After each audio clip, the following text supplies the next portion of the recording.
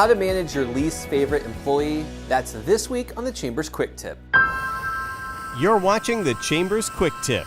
And now here's your host, Brian Rossman.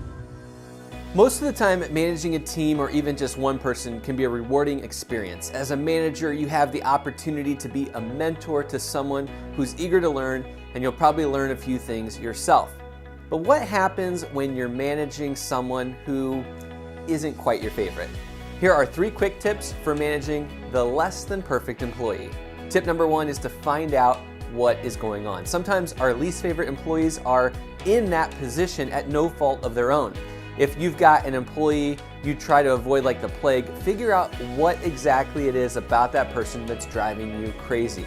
The answer just might surprise you. And once you realize what's frustrating you, it'll be much easier to address and perhaps find a way to help the situation. Tip number 2 is to grab a pen and start taking notes.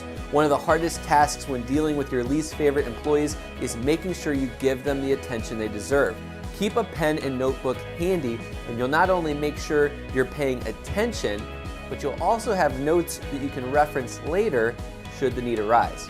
And finally, tip number 3 is to call for backup. When all else fails, don't be afraid to call on someone else to pinch hit.